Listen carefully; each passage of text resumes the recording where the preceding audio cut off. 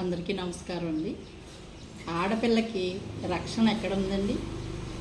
స్కూల్కి వెళ్తే భయం, ఇంట్లో ఉంటే భయం, తండ్రి దగ్గర కూడా భయపడే రోజులు వచ్చినాయి అంటే ఎలా బ్రతకాలో అర్థం కాని పరిస్థితులు కదండి.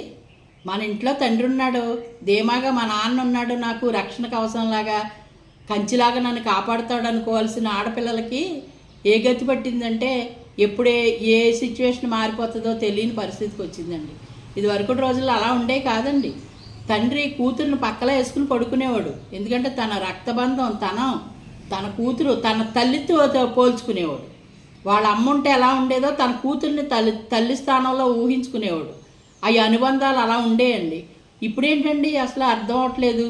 వీటిలన్నిటికీ కూడా మాదక ద్రవ్యాలు, తర్వాత వీళ్ళకి ఏంటంటే వీళ్ళ మత్తు పదార్థాలు, తాగుళ్ళు, ఇటువంటివన్నీ పెట్టుకుని నోట్లోనూ వాటి వల్ల